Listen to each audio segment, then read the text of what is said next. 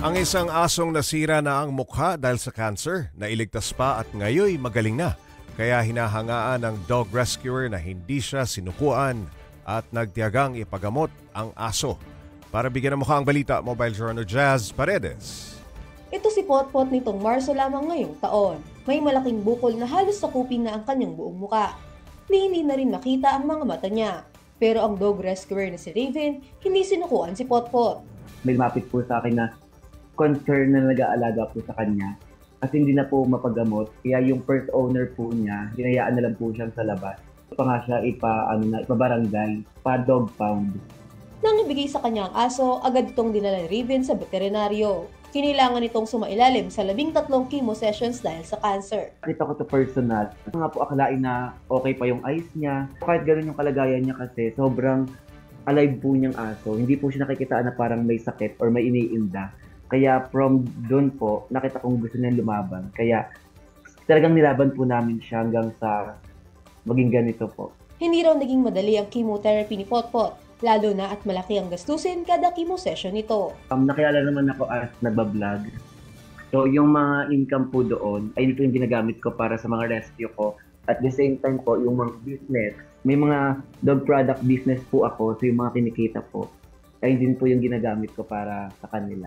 Ang kanyang followers tumutulong din upang makaipon siya ng funds. Aktibo siyang nag-a-update sa kanyang social media account sa kalagayan ni Potpot at mga pangangailangan nito. At sa bawat post, kapansin-pansin ang pagbuti ng kalagayan ni Potpot. Kaya sa loob lamang ng mahigit 2 buwan, from this to this na si Potpot. 100% cancer-free na ang fur baby nitong Hunyo. Mga kalagayan niya gusto na nga siyang ipapatay nung hindi lang kami pumayag. Kasi kung pumayag po kami, makikita niyo ba si Potpot na ganito ka-healthy, ganito ka-pogi. Masaya si Raven na mabigyan ng pangalawang buhay si Potpot.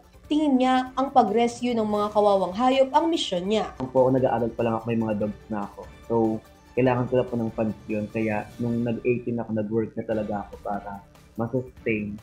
Kaya nag-stop po ako sa pag-aaral. Sa ngayon, nasa pangangalaga na ng kanyang kaibigan si Potpot, habang si Raven may bagong rescue. Ang asong si Chance na may cancer din sa muka. Kasalukuyan itong nasa vet at isa sa ilalim na rin sa treatment. Wala mang kakayahang magsalita ang mga hayop, pero kung pinakitaan sila ng pagmamahal, ay susuklian naman nila yan ng kanilang loyalty. Mobile Journal Jazz Paredes po, hatid ang mukha ng balita. Usapan pa natin ang asong si Potpot kasama si Mobile Journal Jazz Paredes. Jazz, paano ba na-rescue nitong si Raven, itong asong si Potpot? Bakit daw siya sinukuha ng dating owner? Galing pa siya dun sa dance competition, tapos may tumawag sa kanya. Actually, ang mismong tumawag ay isa sa mga nag-aalaga na parang naaawa, pero yung isa sa mga major na nag-aalaga ay ayaw na po siyang ipagamot.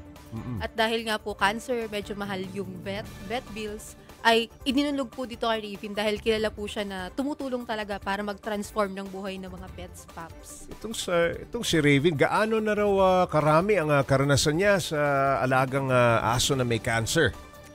Paps, hindi niya nabilang kung ilan talaga yung... Pero marami na. Marami na, Paps, talaga. Ano yung dinadala sa kanya? Actually, Paps, ever since daw talaga nung bata siya, nagre-rescue na siya ng mga pets, hindi lang dogs. At kung bibilangin daw, nasa 200 plus na siguro. At may mga karamdaman pa ang kanyang pinipili. Tama ka dyan, Paps. Minsan strays, minsan inlalapit sa kanya, minsan nakikita lang niya sa kalsada. Talagang mission niya talagang tulungan sila, Paps, at bigyan ng pangalawang buhay. Pero Jazz, nakakahawa ba itong sakit na ito sa mga aso? Delikado ba sa mga owner kung sakali?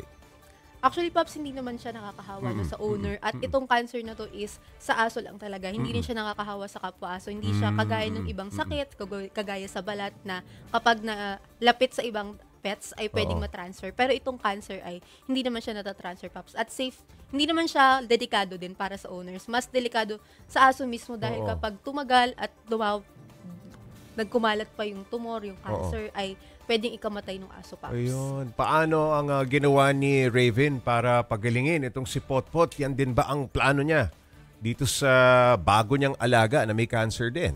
Totoo ka dyan, Totoo yan, Paps, no?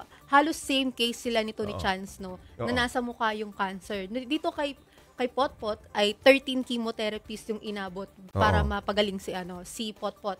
At very dahil- similar yung kanilang very kaso. similar. Pero kung makikita natin si Chance po ay medyo early stages pa. Okay. Hindi kagaya ni Potpot na buong mukha ay na-cover na. So baka mas less yung chemotherapy na abutin kay Chance. Pero kagaya po kay Potpot na talagang monitored, Oo. dadalhin sa vet at talagang yung alaga at yung pag-aaruga. Kagaya ng kay Potpot ang ibibigay kay Chance. Ayun. Maraming salamat, Mobile Journal Jazz Paredes.